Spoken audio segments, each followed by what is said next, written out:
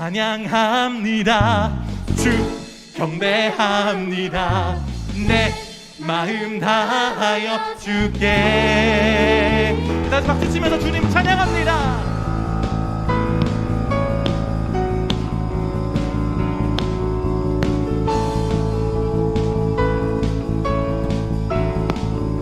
나의 왕, 나의 왕, 나의 주, 나의 주. 내 삶은 주 안에 있네. 나의 왕, 나의 주. 내 삶은 주를 높이네. 주 찬양합니다. 주 경배합니다. 내 마음 다하여 주께. 주 나의 친구 되시고 내 영원한 기쁨 되시네. 찬양해. 주 나의 소망 되시고 주 나의 소망 되시고 내 영원한 빛이 되시네. 자, 우리 한 번 더 고백할 겁니다. 나의 왕, 나의 주, 나의. 여러분 입술로 고백하시면 좋겠어요. 나의 주. 내 삶은 주님 안에 있습니다. 주 안에. 한 번 더. 나의 왕, 나의 주, 나의 주.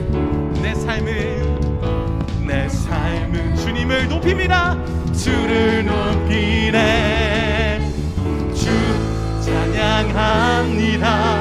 주 경배합니다. 내 마음 다하여 주께. 주 나의 친구 되시고 내 영원한 기쁨 되시네. 찬양해. 찬양해. 주 나의 소망 되시고 내 영원한 빛이 되시네. 찬양해.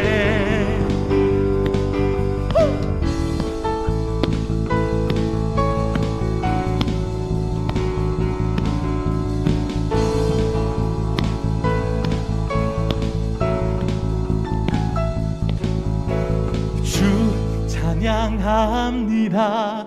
주 경배합니다. 내 마음 다하여 주께. 주 찬양합니다.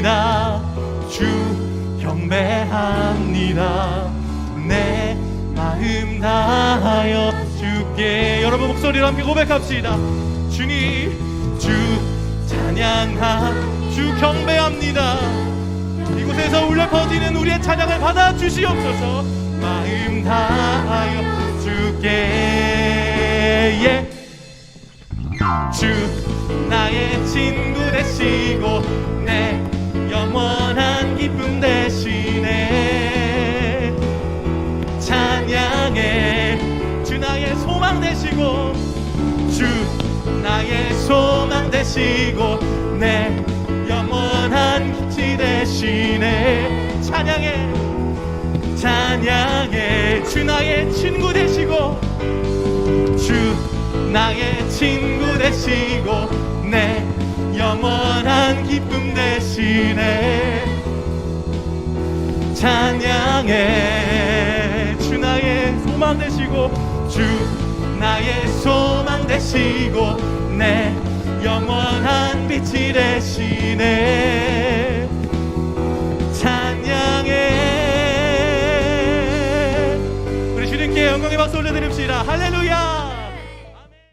할렐루야. 네, 우리 중동부 친구들 한 주간도 잘 지냈나요? 요즘에 제가 즐겨보는 웹툰이 하나 있는데요. 더 복서라는 웹툰입니다. 이 웹툰은 왕따였던 한 소년이 전설적인 트레이너를 만나서 어떤 일어나는 일들을 이야기하는데요. 어두운 표정과 늘 맞고 다니던 이 소녀는 트레이너를 만난 후부터 숨겨졌던 재능을 발휘해서 무패의 복서가 되었습니다. 모든 체급을 석권하는 그런 놀라운 일을 보여주는데요. 그런데도 여전히 그의 눈빛과 생각은 어두움 그 자체였습니다. 왜냐하면 알고 보니까 그 소년의 삶은 결핍 그 자체였고, 아무리 높은 자리와 영광, 인기도 그의 결핍을 채워주지 못했던 거예요. 이 소년이 이런 이야기를 합니다. 나는 슬픔을 느낀다. 미움과 슬픔이 가득한 이 세상에서 평생 발버둥 치며 살아가야 하매, 그렇게 평생을 수많은 고통 속에서 살아가다 죽음 앞에서 사라지는 것, 그것이 사람의 삶이란 사실에 나는 슬픔과 공포를 느낀다. 사람은 무엇으로 만족을 느끼고 체험을 받을 수 있을까요? 이 질문에 대한 답이 오늘 우리가 함께 볼 말씀에 있습니다. 함께 읽어볼까요? 요한복음 6장 35절, 47절에서 51절 말씀입니다. 예수께서 이르시되 나는 생명의 떡이니 내게 오는 자는 결코 줄이지 아니할 터이요 나를 믿는 자는 영원히 목마르지 아니하리라. 진실로 진실로 너희에게 이르노니 믿는 자는 영생을 가졌나니 내가 곧 생명의 떡이니라. 너희 조상들은 광야에서 만나를 먹어도 죽었거니와 이는 하늘에서 내려오는 떡이니 사람으로 하여금 먹고 죽지 아니하게 하는 것이라. 나는 하늘에서 내려온 살아있는 떡이니 사람이 이 떡을 먹으면 영생하리라. 내가 줄 떡은 곧 세상의 생명을 위한 나의 살이라 하시니라. 아멘. 오늘부터 우리는 수련회를 포함해서 한 달간 예수님은 누구신가? 라는 주제로 말씀을 나눌 것입니다. 오늘은 그 첫 시간 생명의 떡이신 예수님을 전하도록 하겠습니다. 예수님이 벳세다라는 고을로 가실 때 많은 사람들이 그분을 보기 위해 따랐습니다. 당시 사람들은 무척 공고한 삶을 살고 있었어요. 나라가 멸망된 지 오래돼서 소망이 끊어지고 로마는 많은 세금을 부여해서 이 사람들이 늘 로마는 많은 세금을 부여해서 이 사람들로 하여금 늘 가난하게 했어요. 그러니까 먹을 것도 변변찮았던 거죠. 그런 이들에게 하나님 나라를 선포하고 병자들을 고치고 귀신을 물리치는 예수님은 소망이자 위로였을 거예요. 그러니 사람들은 예수님을 만나기 원했고요. 예수님이 어디에 계시는지, 어디로 가시는지 늘 관심을 갖고 있었어요. 감사한 것은요, 예수님의 눈도 이들을 향해 있었다는 거예요. 마가복음 6장 34절을 보면 이렇게 이야기를 합니다. 예수께서 나오사 큰 무리를 보시고 그 목자 없는 양 같음으로 인하여 불쌍히 여기사 이에 여러 가지로 가르치시더라. 목자 없는 양 같은 모습, 사실 이 모습이 저와 여러분입니다. 여기 6년을 목자 없이 헤맨 양의 사진이 있는데요. 여러분이 보기엔 어떤가요?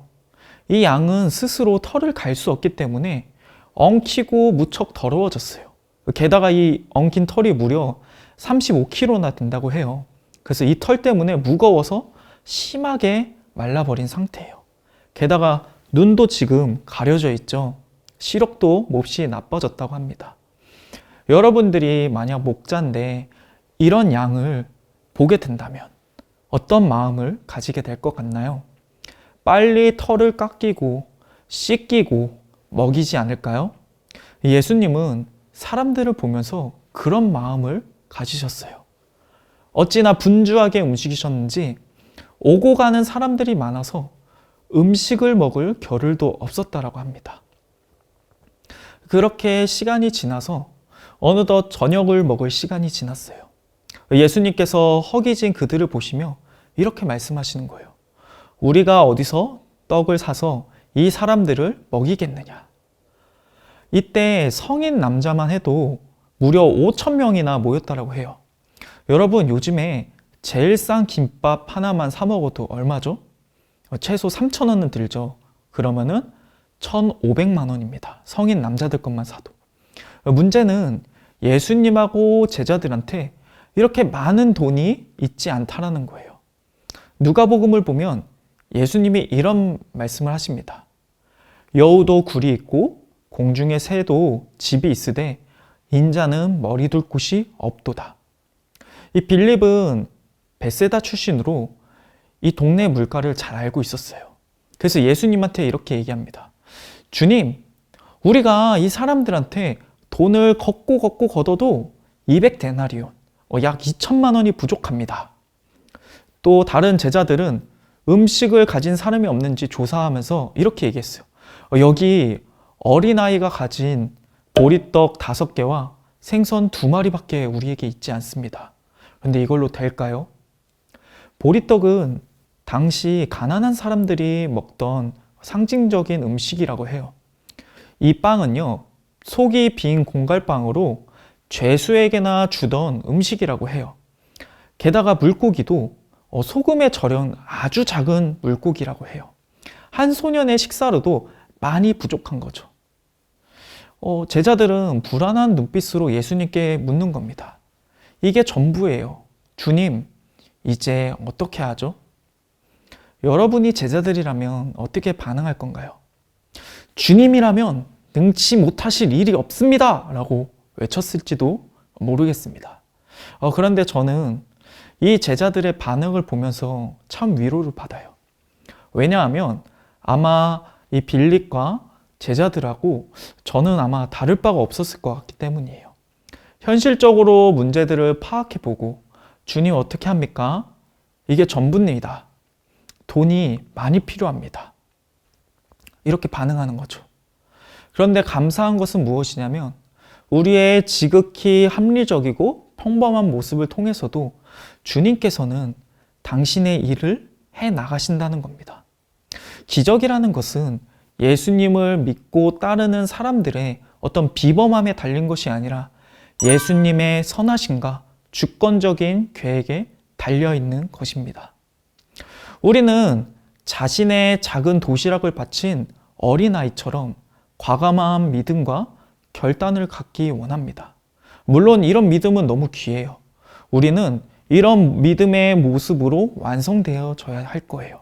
어느 상황에서든지 믿음의 모험을 할 수 있는 모습. 그러나 우리가 잊지 말아야 할 것은요, 불안하고 자신 없는 가운데서도 주님을 바라보고 매달리는 것 또한 믿음이라는 것입니다. 우리가 이런 말을 할 때가 있죠. 내가 믿음이 적어서 지금 이런 걸까? 노진준이라는 목사님께서 이런 이야기를 하셨어요. 주님이 우리에게 원하시는 것은 무엇일까요? 저는 주님이 평온하고 담대한 마음의 상태를 원하는 것이 아니라 불안함 혹은 평범한 중에서도 주님을 붙들고 의지하기를 원하신다고 확신합니다. 내 믿음이 기적을 가능하게 하는 것이 아니라 내 안에 계신 주님이 기적을 가능하게 하기 때문입니다. 어쩌면 저와 여러분들은 문제와 어떤 상황이 폭풍우같이 몰아칠 때면 또 흔들릴지도 모릅니다. 주님이 계시니까 걱정 없어 라는 초연한 믿음이 아니라 여전히 빌립과 제자들의 대답처럼 주님 어떻게 해야죠? 거기서 머무를지도 모릅니다. 그러나 이 제자들이 예수님께 머무르며 의지하고 함께했던 것처럼 여러분들도 어느 상황이든 예수님 안에 머물길 축복합니다. 왜냐하면 능력과 변화가 바로 예수님께 있기 때문입니다. 무리들은 예수님을 다시 찾아왔어요. 그때 예수님께서 그들에게 자신이 누구인지 말씀해 주십니다. 잘 들어보세요. 나는 생명의 떡이니 내게 오는 자는 결코 줄이지 아니할 터이요. 나를 믿는 자는 영원히 목마르지 아니하리라. 나는 하늘에서 내려온 살아있는 떡이니 사람이 이 떡을 먹으면 영생하리라. 내가 줄 떡은 곧 세상의 생명을 위한 나의 살이니라. 이게 무슨 말일까요? 음식을 먹으면요, 그 음식은 우리 안에 들어와서 흡수가 되고 에너지를 줍니다. 생명의 떡을 먹는다는 것은요, 예수님을 주인으로 내 마음에 모시는 것을 뜻합니다. 사랑하는 여러분, 예수님께서 여러분 마음의 문을 두드리고 계신다는 것을 알고 있나요? 요한계시록에 보면 이런 말씀이 있습니다. 볼지어다 내가 문 밖에 서서 두드리노니 누구든지 내 음성을 듣고 문을 열면 내가 그에게로 들어가 그와 더불어 먹고 그는 나와 더불어 먹으리라. 예수님은 생명의 떡이 되셔서 우리 안에 거하시길 원합니다. 우리가 예수님을 영접할 때 예수님은 우리와 연합하셔서 그분의 능력과 생명을 얻게 하십니다. 예수님 외에 그 무엇도 우리를 결핍해서 벗어나지 못하게 합니다. 여러분 잘 보십시오. 오병이어의 기적이 있었지만 무리들은 다시 배가 고팠습니다. 여러분들이 많은 돈이 있고 자사고를 가고 명문대를 가고 대기업에 가고 그렇게 많은 사람이 우러러보는 자리에 오르면 우리의 그 결핍들이 채워질까요? 우리는 참된 만족을 누릴 수 있을까요? 제가 초반에 이야기했던 더 복서라는 그 웹툰의 이야기. 나는 슬픔을 느낀다.